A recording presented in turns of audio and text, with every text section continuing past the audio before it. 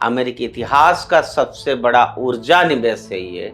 Texas के port of brownfield में एक नई रिफाइनरी बनाई जाएगी। 2026 की सेकेंड क्वार्टर में इसकी आधारशिला रखी जाएगी। इस परियोजना का सबसे बड़ा विदेशी निवेशक एक भारतीय कंपनी है, और वो कौन है समझिए, और रिलायंस इंडस्ट्रीज। इस नीति का मतलब सीधा है, भारत किसी एक खेमे में खड़ा नहीं होता। भारत सौदे करता है, जहां जो राष्ट्रीय हित में हो वहां वही कदम भारत उठाता है। और जब अमेरिका ईरान युद्ध के कारण स्ट्रेट ऑफ हॉर्मुज जैसे समुद्री रास्ते बंद होते हैं, तो सिर्फ कच्चे तेल की आपूर्ति ही नहीं रुकती, ईंधन और पेट्रोकेमिकल्स का पूरी सप्लाई चेन हिल जाता है। इसलिए घरेलू रिफाइनिंग क्षमता बढ़ाना अमेरिका के लिए अब रणनीतिक जरूरत बन चुका है।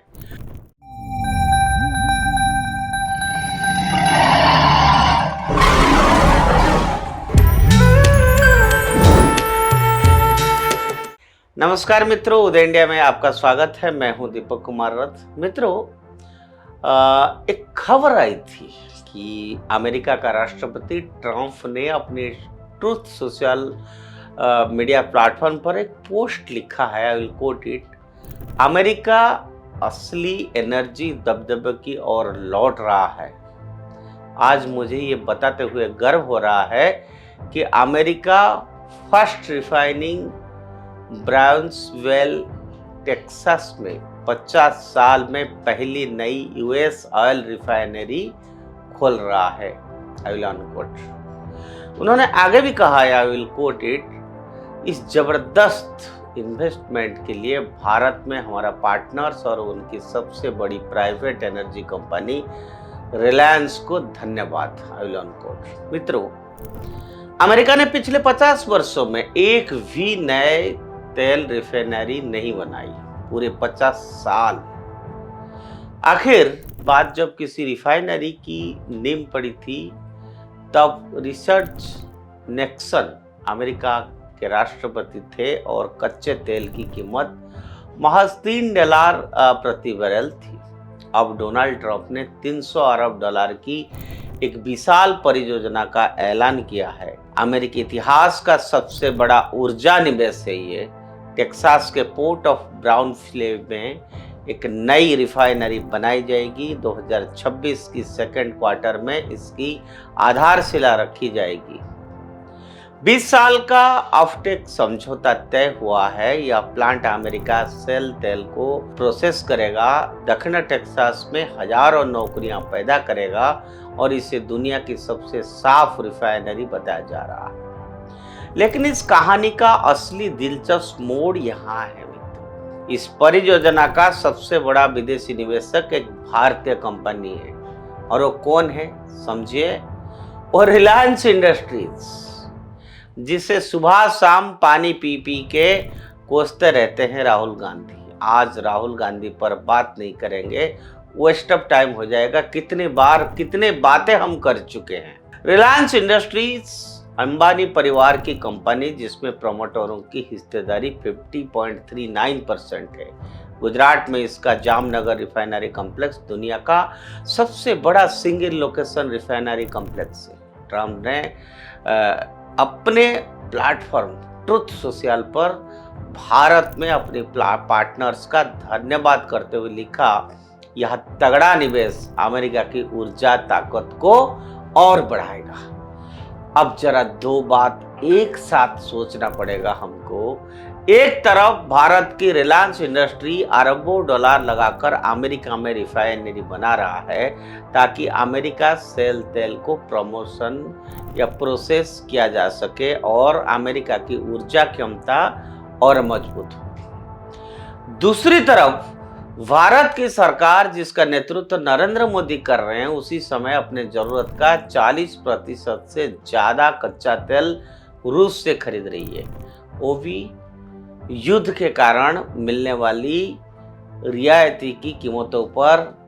17 मार्च को जब अमेरिका की तरफ से यह बात आई थी कि भारत को रूस से तेल खरीदने के लिए 30 दिन की इजाज़त दी जा रही है, तो नई दिल्ली का जवाब साफ था, भारत ने कभी किसी देश की अनुमति पर निर्भर रहकर अपना ऊर्जा नीति नहीं चलाई।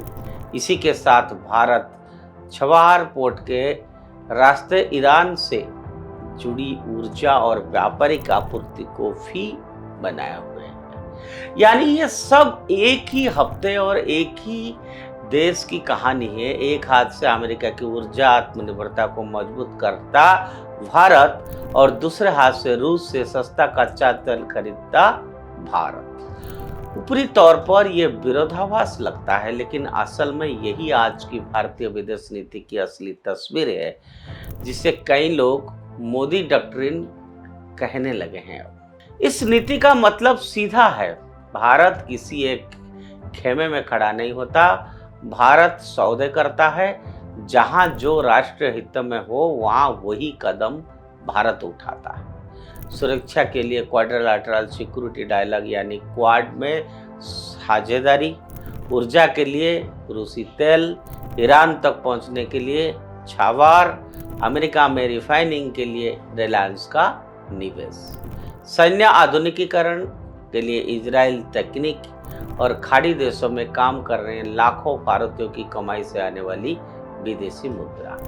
किसी एक शक्ति के साथ औपचारिक संगठन नहीं, लेकिन लगभग हर बड़े शक्ति के साथ कामकाजी रिश्ता, हर संबंध व्यवहारिक, हर फैसला संतुलित, हर विरोधाभास दरअसल किसी न किसी राष्ट्र हित की पूर्ति करता हुआ। ट्रंप को यह रिफाइनरी इसलिए बनानी पड़ रही है क्योंकि ईरान युद्ध ने अमेरिका की एक बड़ी कमजोरी उजागर कर दी। 50 साल तक नई रिफाइनरी ना बनने का मतलब यह हुआ कि अमेरिका को अपने ही सेल तेल से बनने वाली पेट्रोल, डीजल और जेट ईंधन के लिए विदेशी रिफाइनिंग क्षमता पर निर्भर रहना पड़ता है। और जब अमेरिका ईरान युद्ध के कारण स्ट्रेट ऑफ हॉर्मुज जैसे समुद्री रास्ते बंद होते हैं, तो सिर्फ कच्चे तेल की आपूर्ति ही नहीं रुकती, ईंधन और पेट्रोकेमिकल्स का पूरी सप्लाई चेन हिल जाता है। इसलिए घरेलू रिफाइनिंग क्षमता बढ़ाना अमेरिका के लिए अब रणनीतिक जरूरत बन चुका है। उधर अंबानी के लिए भी यह सौदा उतना ही अहम है। रिलायंस का जामनगर प्लांट मुख्यतः खाड़ी देशों की उस कच्चे तेल को प्रोसेस करता है जो स्ट्रेट ऑफ हॉर्मुज से होकर आता है। वही रास्ता जो आज युद्ध, सी माइंस और सुरक्षा जोखिमों से घिरा हुआ है और जहां इस्लामिक रिवोल्यूशनरी गार्ड कॉर्प्स की सैन्य मौजूदगी लगातार बढ़ती जा रही है। अमेरिका में सेल तेल की रिफाइनिंग में निवेश करके रिलायंस दरअसल अपने जोखिम को अगर खाड़ी से आने वाला कच्चा तेल किसी संकट में फंसता है तो उसके पास एक दूसरा विकल्प मौजूद रहेगा। ये कोई दान या दोस्ती नहीं, या दुनिया की सबसे बड़ी रिफाइनिंग कंपनियों में से द्वारा खरीदा गया रणनीतिक बीमा है। युद्ध ने संकट पैदा किया, संकट ने सौदा को जन्म लिया और उस सौदे पर हस्ताक्षर उस देश की कंपनी ने की है जिसके प्रधानमंत्री को हाल ही में रूस से तेल खरीदने के लिए इजाजत दिए जाने वाले बात कही गई थी और जिसने साफ शब्द में दुनिया को बता दिया कि भारत अपनी ऊर्जा नीति किसी अनुमति से नहीं चलाता है, किसी की अनुमति या डायरेक्शन से नहीं। और यही मोदी डॉक्ट्रिन है। कबीरा खड़ा बाजार में, मांगे सबकी खैर, ना काहू से दोस्ती ना काहू से बैर, जो ही सो राष्ट्र हित है। आज के लिए इतना। जय हिंद, जय भारत।